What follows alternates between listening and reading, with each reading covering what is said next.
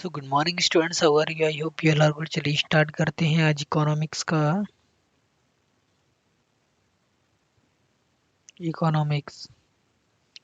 को आगे बढ़ाते हुए आज पढ़ने वाले हैं trade balance. What is the trade balance students?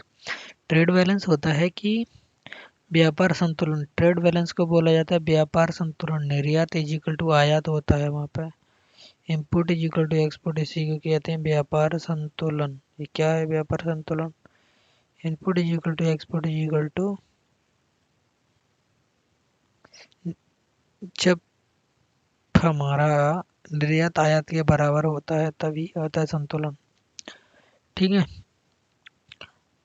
अगर निर्यात में से निर्यात ज़्यादा है, आयात कम है, तो अपन को लॉस हो जाएगा। ठीक है। पेमेंट बैलेंस क्या होता है? पेमेंट बैलेंस या नहीं होता है जिसको भुगतान संतुलन कहते हैं। ठीक है। ये होता है दो तरीके का होता है, एक तो करंट अकाउंट होता है, एक कैपिटल अकाउंट होता है। ठीक है। करंट अकाउंट में क्या कहता है, गुड्स आती हैं, सर्विसेज आती हैं, गिफ्ट या तुम्हें मदद दी, ठीक है, मदद दी की राशि आदि इसके करंट अकाउंट पे आती है। पूंजीगत ऋण देना या लेना, निवेश, इन्वेस्टमेंट, फॉरेन डायरेक्ट इन्वेस्टमेंट वगैरह।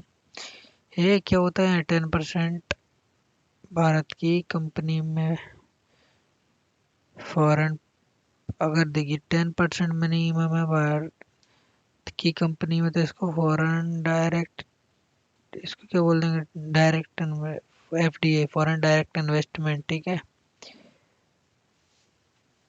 10% से कम है तो ठीक है। दस भारत की कंपनी अगर 10% से अधिक है तो इसको फॉरेन पोर्टफोलियो इन्वेस्टमेंट बोला जाता है। ठीक है। यानी प्रॉफिट का क्या होता है, 9.99% लेते हैं। ठीक है। इससे क्या होता है, उसकी बोर्ड मीटिंग में डायरेक्ट इन्वेस्टमेंट वाले प्रॉफिट कितना लेते हैं, F I foreign invest, F I वाले जो कि संस्था हेल्प करती है, फॉरेन इंस्टीट्यूशनल इन्वेस्टमेंट होते हैं। ठीक है। Institutional, F I foreign institutional help वगैरह करती है, उसको फॉरेन इंस्टीट्यूशनल इन्वेस्टमेंट बोलते हैं। ठीक है। अब देखते हैं मौद्रिक नीतियाँ। ठीक है, जो हो गई अपनी ट्रेड बैलेंस है। पेमेंट बैलेंस क्या होता है? पेमेंट बैलेंस हमारे जो कि किस तरीके से पेमेंट किया था, चालू खाता और एक होता है पूंजीगत खाता। ठीक है, ऋण देना या लेना। तो करंट गुड्स वगैरह की जितनी भी पे खाता है उसको एक पर्ची भुगतान, गिफ्ट वगैरह, मदद राशि दे दी किसी के लिए, क्या होता है, करंट अकाउंट से आता है। जबकि कैपिटल अकाउंट, दो अकाउंट होते हैं। ठीक है। एमएसएफ क्या होता है? मार्जिनल स्टैंडिंग फैसिलिटी होता है। क्या एमएसएफ होता है? Marginal standing facility, MSF.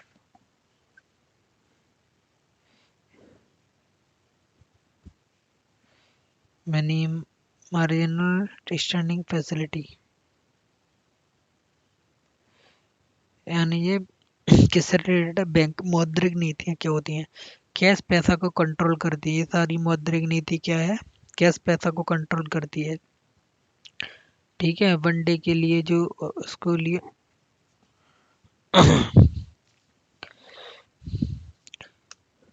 देखिए एमएसपी पर, एमएसएफ पर दिया जाता है।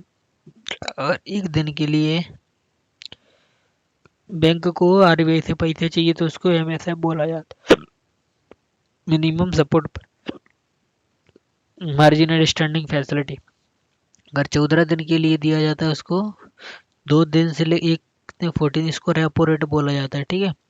और ये एम एस एफ ज़्यादा होती है। ठीक है। और ये रेपो रेट थोड़ा कम है, बैंक रेट बहुत ही कम होता है। ठीक है। ये 14 दिन से अधिक के लिए पैसा देती है आरबीआई। ठीक है, बैंकों को। अब उसके बाद में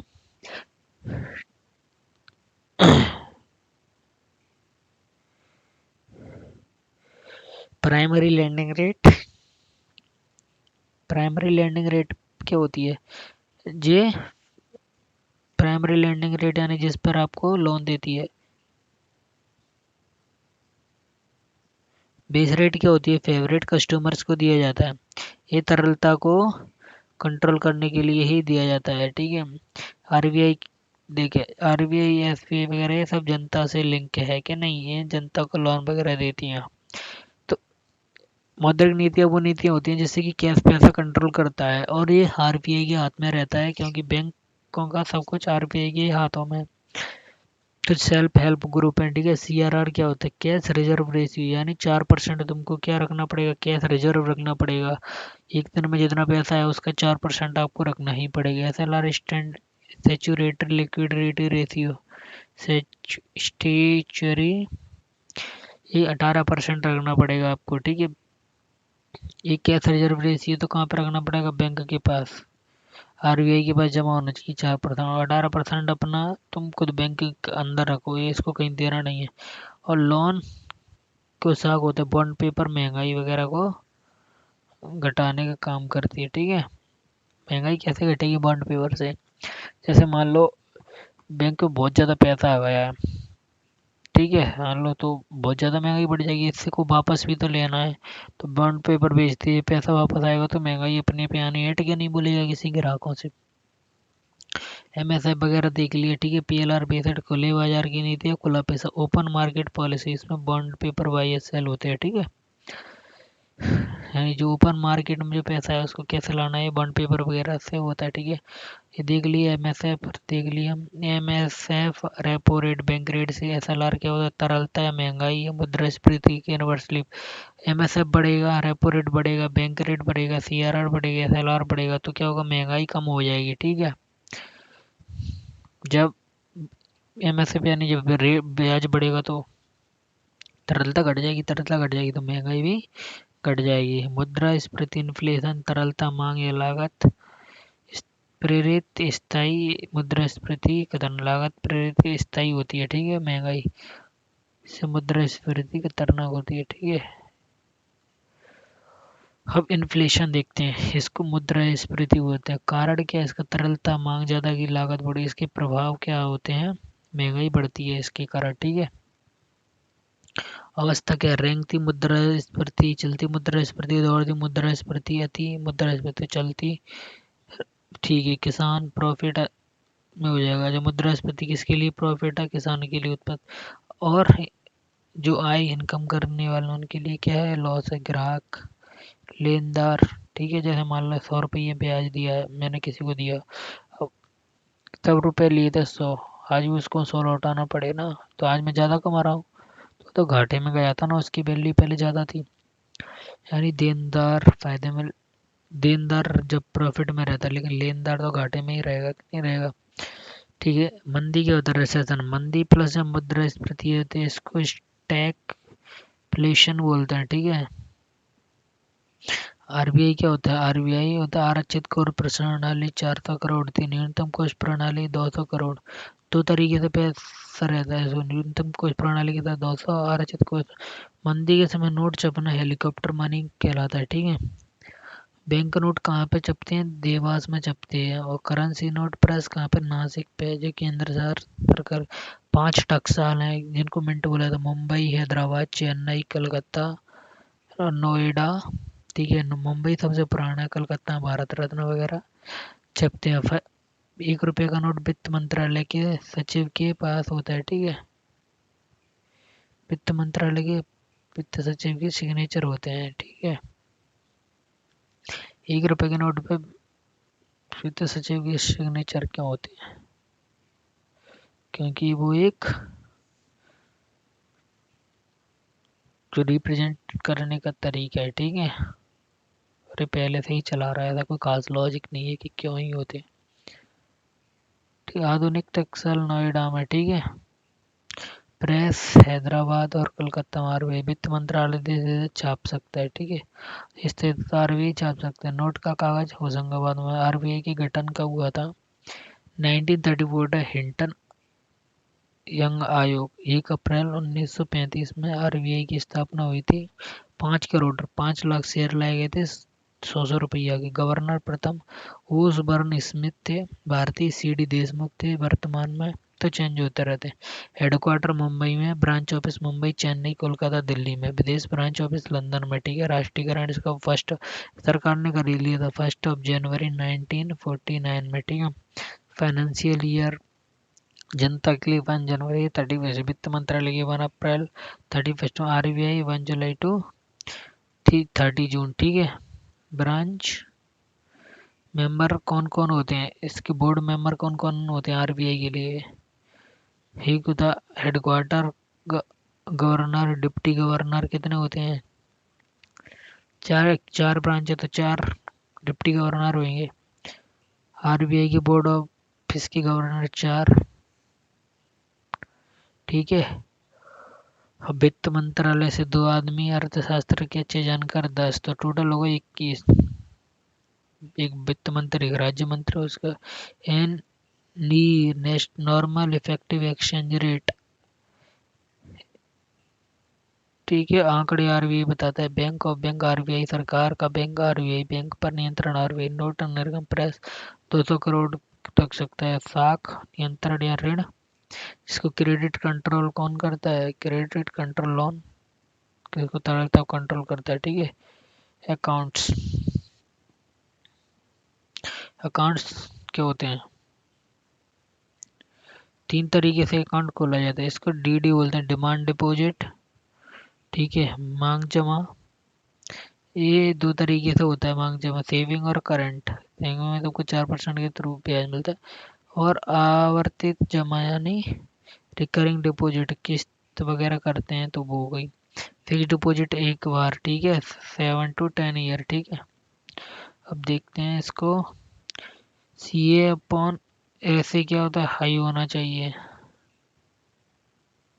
current account upon saving account, CA यानी करंट अकाउंट ज़्यादा होगा, ये बड़ी वैल्यू हुई, छोटी थी वैल्यू, इसकी ही वैल्यू तभी ज़्यादा है तो हाई होना चाहिए, क्योंकि उस पर ब्याज नहीं। हिस्ट्री ऑफ बैंक्स के, बैंक ऑफ हिंदुस्तान 1970 में अंग्रेजों ने खोला। अवध कमर्शियल 81 में अंग्रेज प्लस इंडियन ने खोला। PNB लाला लाजपत राय ने 1894, याद रखना बस। Bank of Bengal, Bank of Mumbai, Bank of Madras, ये सब मिल गए थे 1921। इंपीरियल बैंक बना 1900। गोरेवाल समिति ने SBI की स्थापना की। गोरेवाल भारत का सबसे बड़ा बैंक है, ठीक है। गुलाम भारत का सबसे SBI है।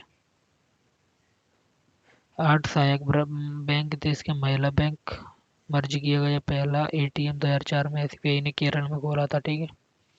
दुनिया का पहला महिला बैंक पाकिस्तान में, ठीक है। भारतीय महिला बैंक 1300। नेशनलाइजेशन है, राष्ट्रीयकरण, प्रथम चरण की राष्ट्रीयकरण 1960 में। जमा पूंजी 50 करोड़ से ज्यादा है और 14 बैंकों को किया गया। 2080 जमा पूंजी 200 करोड़ से ज्यादा, उनको 6 बैंक आए थे। वर्तमान में टोटल 12 बैंक है, ठीक है। ऐसा ही भी नेशनल बैंक नहीं है, SBI नेशनलाइज बैंक नहीं है। राइट ऑफ करना छोड़ दिया, अब ध्यान नहीं देंगे कितना पैसा, ठीक है। अब बैंक दो तरह का, नॉन शेड्यूल्ड बैंक और शेड्यूल्ड बैंक। नॉन शेड्यूल्ड जिनकी शाखा 4 जिले में से अधिक में, ठीक है। शेड्यूल्ड बैंक होती है कम, ओनली 4 जिले में कुछ कम है। शेड्यूल्ड बैंक होते हैं कमर्शियल बैंक और कॉरपोरेट बैंक, ठीक है। शेड्यूल्ड बैंक कॉरपोरेट, अर्बन और रूरल होते हैं, ठीक है। 4 RRB, फॉरेन बैंक, प्राइवेट और पब्लिक, ठीक है। फॉरेन बैंक्स प्राइवेट और पब्लिक। RRB केरल समिति, केलकर समिति की सिफारिश पर बनी थी, ठीक है। और प्राइवेट बैंक में HDFC की, axis 1994, ICICI 1994, public bank SBI, IDBI nationalise हुई थी 1294 हुई थी। 1964 में SBI की 1955 में, ठीक है। रिजर्व बैंक 125, ठीक है।